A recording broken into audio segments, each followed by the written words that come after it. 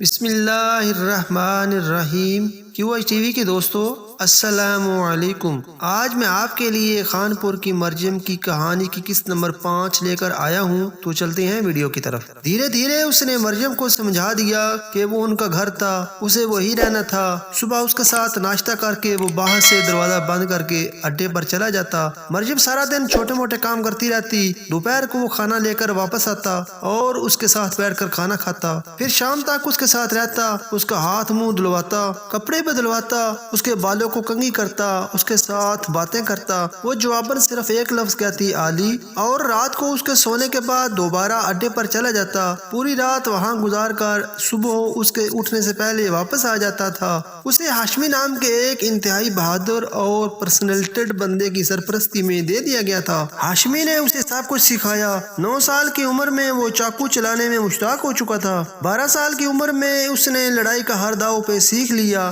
Judo, karate, martial art, boxing, سب کچھ۔ 14 سال کی عمر میں وہ ہر قسم کی گاڑی چلانے میں ماہر ہو چکا تھا اور پستول چلانا بھی سیکھ چکا تھا۔ 15 سال کی عمر سے اس نے ولی اور ہاشمی کے ساتھ مل کر دھندا کرنا شروع کر دیا۔ اس کی خوفی کی کوئی انتہا نہیں تھی۔ چوری چکاری، لوٹ مار، قتل و غارت گری، اسمگلنگ، ایکسٹارشن، بلیک منی۔ وہ آنکھیں بند کر کے برائی کے اس سمندر میں ڈوبتا چلا گیا۔ شاہ اسے اپنا بیٹا کہتا تھا، لیکن وہ اپنے باپ کی نسبت ہاشمی کے زیادہ قریب تھا۔ ہاشمی اس کے لیے ایک استاد بھی تھا، دوست بھی اور رازداں بھی۔ وہ اسے ہر بات بتاتا تھا۔ یہ سب سیکھ کر کیا کرو گے؟ ایک بار ہاشمی نے اس سے پوچھا تھا، تم نے یہ سب سیکھ کر کیا کیا؟ اس نے جواباً پوچھ لیا، میں نے پیسہ کمایا، بہت سارا پیسہ، کبھی ختم نہ ہونے والا۔ اپنی ہر خواہش کو پورا کیا، جو دل چاہا حاصل کیا۔ ہاشمی نے کہا، مجھے بدلہ لینا ہے۔ اس نے کہا، کس کا؟ ہاشمی حیران ہو گیا، اپنی ماں کا۔ اس نے کہا، کس سے؟ ہاشمی نے پھر پوچھا تھا، سب سے۔ یہ کہتے ہوئے اس کی آنکھوں میں بلا کا قہر تھا، اور 16 سال کی عمر سے اس نے اپنی ماں کا بدلہ لینا شروع کر دیا۔ میر آصف مرتضیٰ کے بہت پرانے اور انتہائی سرگرم سیاسی کارکن جاوید کاردار کی عبرتناک موت۔ وہ جون کا ایک گرم ترین دن تھا۔ اس گرم دن کی شروعات بھی ایک انتہائی گرم خبر سے ہوئی۔ صبح کے ہر اخبار کی شاہ سرخیوں میں جاوید کاردار کی موت کا ذکر تھا۔ ہر ٹی وی چینل پر یہی خبر گردش کر رہی تھی، جاوید کاردار اپنے آفس میں مردہ پائے گئے، قاتل نے اس کے جسم کے 200 ٹکڑے کر دیے تھے۔ صحافیوں اور رپورٹروں میں کھلبلی مچی پڑی تھی۔ میر آصف مرتضیٰ نے جاوید کاردار کے قتل کی تفتیش کے لیے اوپر تک ہاتھ ڈالا، لیکن قاتل کا کوئی سراغ نہ ملا۔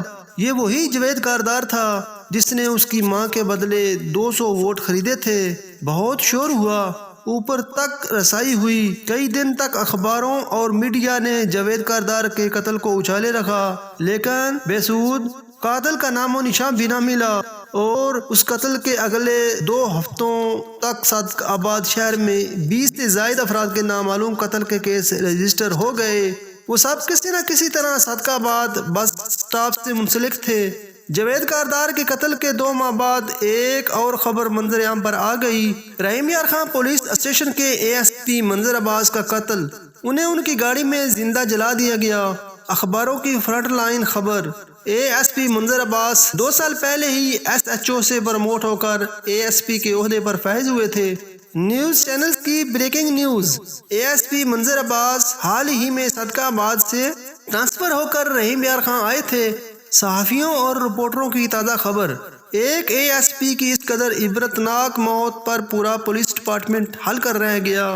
منظر عباس کو پولیس اسٹیشن سے واپس گھر جاتے ہوئے اس کی گاڑی میں زندہ جلا دیا گیا تھا۔ رحیم یار خان پولیس ڈپارٹمنٹ اپنی انگلیوں پر کھڑا تھا، لیکن اس بار بھی قاتل کا سراغ نہ لگ سکا۔ منظر عباس کے قتل کے 1 ماہ کے اندر اسمگلنگ اور ایکسٹارشن کے 10 کیس رجسٹر ہو گئے۔ پرنٹ اور الیکٹرانک میڈیا پوری طرح الرٹ ہو گیا تھا۔ آئے روز کوئی نہ کوئی نیا کیس رجسٹر ہو جاتا، لیکن پولیس کے پاس قاتل کا کوئی سراغ نہیں تھا۔ کون ہے یہ پراسرار قاتل؟ ہر اخبار، ہر نیوز چینل، ہر صحافی، ہر رپورٹر اور پولیس ڈپارٹمنٹ کے ہر شخص کا یہی ایک سوال تھا، اور قاتل جو کوئی بھی تھا انتہائی ماہر تھا، وہ اپنا کوئی نشان نہیں چھوڑتا تھا۔ وہ رحیم یار خان کی سڑکوں پر کھلے عام پھرتا تھا، پھر آہستہ آہستہ ایک نام ابھرنے لگا، دھیرے دھیرے لوگوں میں لیا جانے لگا، پولیس ڈپارٹمنٹ کی ہر فائل اور FIR میں آنے لگا، اخباروں میں سرعام چھپنے لگا، نیوز چینلز پر بمانگ دہل بولا جانے لگا۔ غازی 1 سال کے اندر اندر پولیس کو یقین ہو گیا کہ وہ قاتل تھا، لیکن اس کے خلاف کوئی ثبوت نہیں تھا۔ پولیس کسی بھی طرح اسے گرفتار کرنے کی مجاز نہیں تھی۔ سیاسی لوگوں کی جانب سے زیادہ دباؤ پڑنے پر اگر وہ گرفتار ہو بھی جاتا تو چند ہی گھنٹوں میں ثبوت نہ ہونے کے باعث چھوٹ جاتا تھا۔ وہ دسمبر کا ایک دھند آلود دن تھا۔ پولیس کو رحیم یار خان سے صادق آباد جانے والی روڈ پر بنے ایک پرانے شیڈ سے 4 نوجوان لڑکوں کی لاشیں ملیں۔ انہیں انتہائی تشدد کے بعد قتل کر دیا گیا تھا۔ سانول ملک رحیم یار خان کے ایک بزنس مین کا بیٹا تھا۔ سمیر طاہر اور ضمیر طاہر اسسٹنٹ کمشنر رحیم یار خان کے جڑواں بیٹے، اور میر سمران مرتضی MNA میر آصف مرتضی اور MPA سعدیہ مرتضی کا بیٹا۔ آصف مرتضی نے پورا شہر اتھل پھتل کر دیا، ہر طرف کھلبلی مچ گئی۔ DIG خود رحیم یار خان آ گئے۔ وہ پرسنلی سمران کے کیس کو دیکھ رہے تھے۔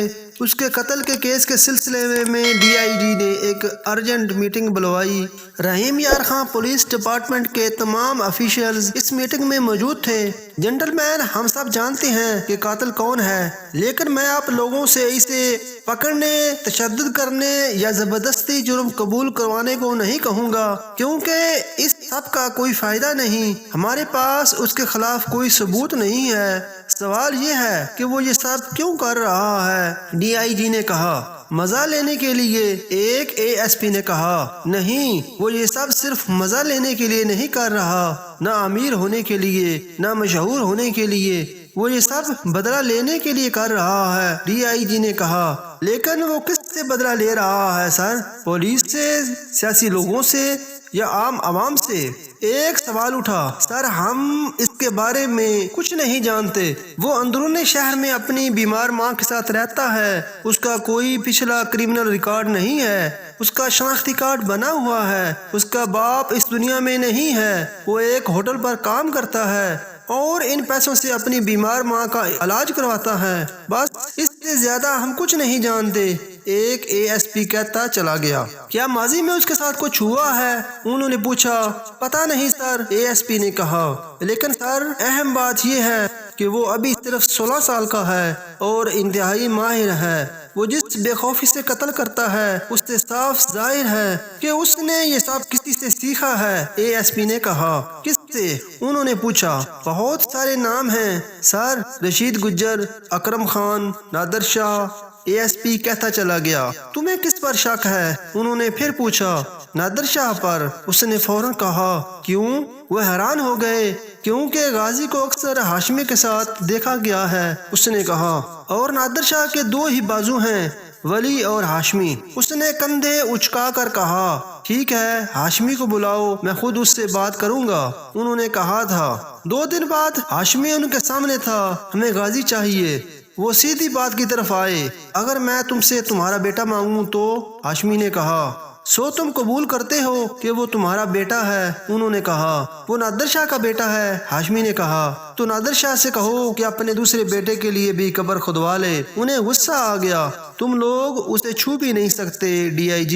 ہاشمی ہنستا چلا گیا۔ انہوں نے نادر شاہ کو بلوا لیا۔ مجھے غازی دے دو۔ انہوں نے وہی بات کی۔ میرے پاس 100 سے زیادہ بندے ہیں DIG، ایک سے بڑھ کر ایک تیرے لیے، وہ سب حاضر ہیں۔ تو ولی مانگ لے، میں دے دوں گا۔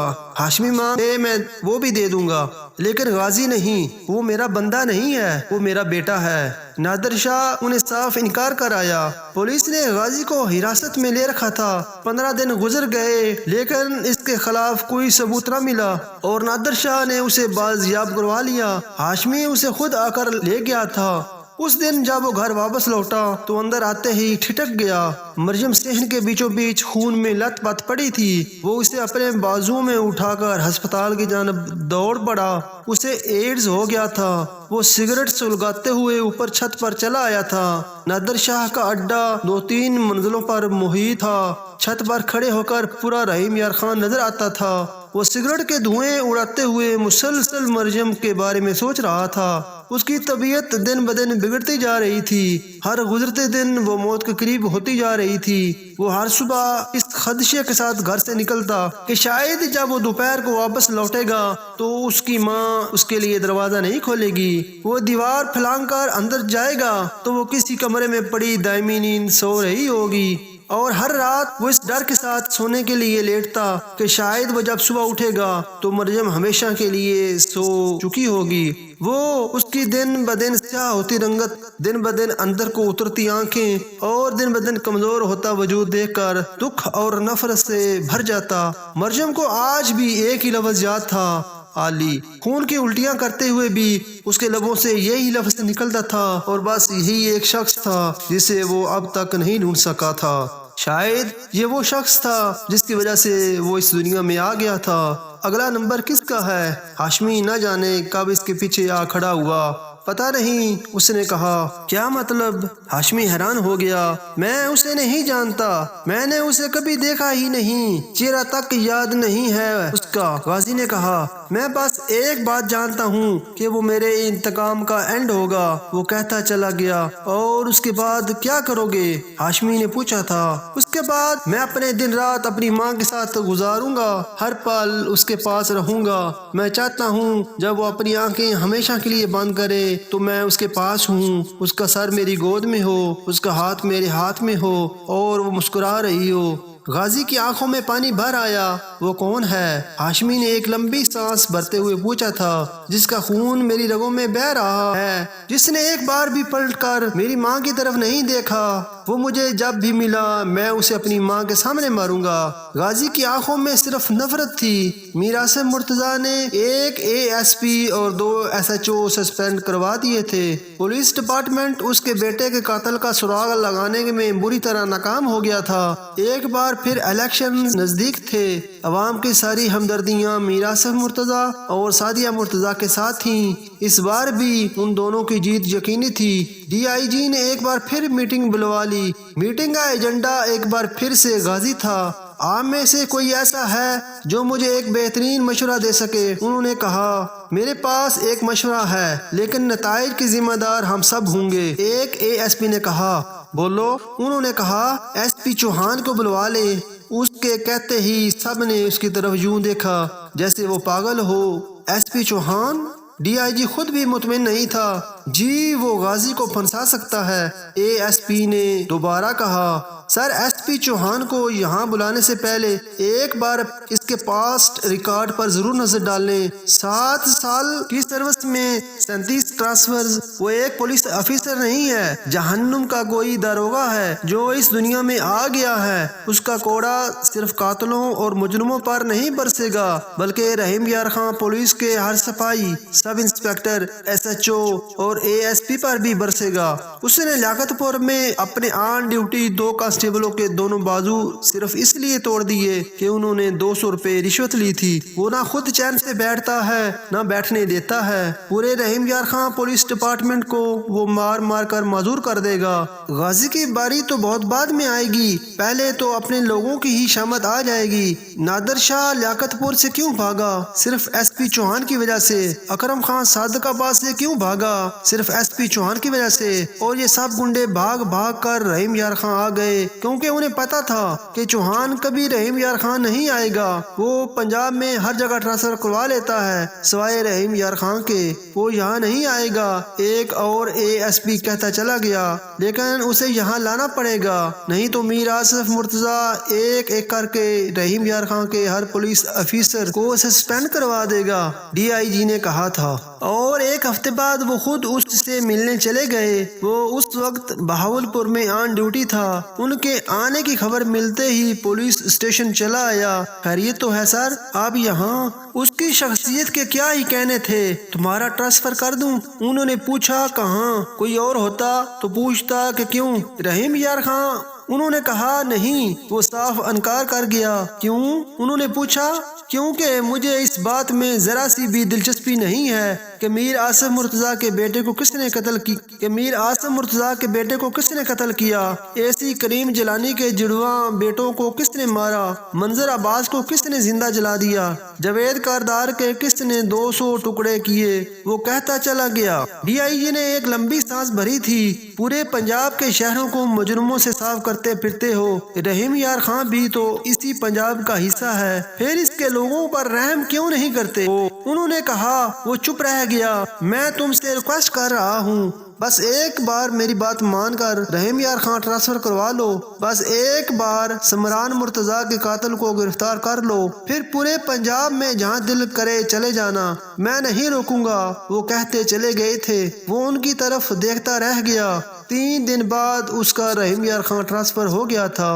کہانی ابھی جاری ہے۔ پیارے دوستو، آپ سے ریکویسٹ ہے کہ جنہوں نے ابھی تک میرا یہ چینل سبسکرائب نہیں کیا، چینل کو سبسکرائب کر لیں، بیل نوٹیفیکیشن آن کر لیں، ویڈیو کو لائک کریں، دوستوں میں شیئر کریں۔ اللہ حافظ۔